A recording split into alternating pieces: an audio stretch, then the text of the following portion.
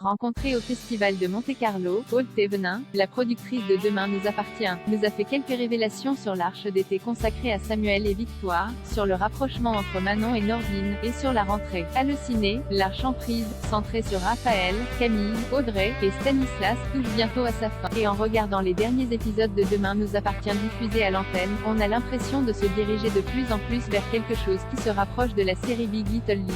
C'était une inspiration pour les auteurs. Aude Thévenin, productrice, oui, il y a eu un peu de ça effectivement. Il y a eu aussi une inspiration d'une série américaine qui s'appelle Dirty John avec Eric Bana, au niveau de la relation entre Raphaël et Stanislas. À un moment donné, on avait pensé à une arche un peu plus large qui s'inspirait de Big Little Lies. Mais ce qui est certain, c'est qu'on avait envie de rapprocher nos héroïnes féminines. La fin de cette intrigue va-t-elle nous surprendre? Oui, on se dirige vers une fin. On saura ce qui est arrivé à Stanislas, comment et à cause de qui. D'autres thématiques sociétales sont-elles prévues pour les intrigues à venir de Demain nous appartient? Il y en a eu pas mal. Dans les arches qui arrivent, on est plus dans du polar classique. Mais on aura un thème sociétal à la rentrée sur le harcèlement. Dans les grandes lignes, ce sera l'histoire d'un garçon qui va kidnapper des filles, les dénuder, et mettre des photos d'elles nues sur internet. L'arche d'été arrive bientôt. Que pouvez-vous nous dire à ce sujet? Ce sera autour des personnages de Victoire, Solène Hébert, et de Samuel, Axel Pinner. Samuel va hériter d'un haras et cet héritage va lui causer beaucoup de problèmes. On a beaucoup vu Samuel et Victoire avec le bébé de Florian ces dernières semaines. Est-ce que cette histoire va continuer? Non, ça s'arrête. C'était juste une intrigue, ça ne va donc pas susciter une envie de bébé chez eux? Pas particulièrement, non. Rire. En parallèle, les téléspectateurs ont découvert le nouveau Madé Delcourt. Cet endroit est-il voué à devenir un nouveau décor de vie centrale de Demain nous appartient? Oui, c'est un nouveau décor récurrent. C'est le nouveau mât de la famille la plus emblématique de la série. Et il va s'y passer beaucoup de choses. Robin Bélanger, Dominique Guillot, a récemment fait son grand retour dans la série, afin de donner un coup de main à Alex. Est-ce que cela faisait un moment que vous aviez envie de le faire revenir? Oui, c'est un comédien que l'on aime bien et qui joue très bien. Il revient avec une partition assez différente de celle que l'on a vue auparavant. Il nous fallait faire revenir quelqu'un de la famille d'Alex. Un rapprochement assez inattendu entre Robin et Bénédicte semble déjà s'être mis en place. Oui, il y a un rapprochement qui se fait rire. Mais dans Demain nous appartient, il y a toujours du polar, tout s'entrelace. Rien n'est fait au hasard. Toujours du côté des intrigues estivales, Sylvain Moreno, Arnaud Henriette, est le nouveau propriétaire de la Paillote. Que pouvez-vous dire sur ce que nous réserve cette intrigue? On va suivre ça tout l'été. Après, on va avoir nos personnages habituels à la Paillote. Charlie va tenir la Paillote et il va y avoir une espèce de concours entre elle et Sylvain. Les Moreno sont moins riches puisque Victor leur a piqué 3 millions et a récupéré leur maison. Mais ils sont quand même encore un peu riches. Ils ont gagné beaucoup d'argent.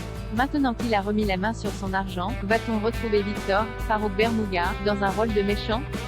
On sort de la comédie. Il va reprendre tous ses galons de méchant mais avec des failles. Déjà, c'est un très bon père. Il a une très belle relation avec Timothée. Et on va lui donner une petite faille amoureuse mais je ne vous en dis pas plus. Il y a aussi un nouveau duo que l'on adore. C'est Manon, Lovia Bachelier, et Nordine, Youssef Agal. Pouvez-vous confirmer que l'on se dirige vers une histoire d'amour? Ça se dirige vers du mieux, rire. C'est de la comédie romantique donc il va y avoir beaucoup d'obstacles entre eux. Mais c'est vrai que c'est un duo qui fonctionne très bien. Les résultats du bac approchent. Est-ce que vous savez déjà ce que vous allez faire avec Nathan, Dorian et Mona à la rentrée?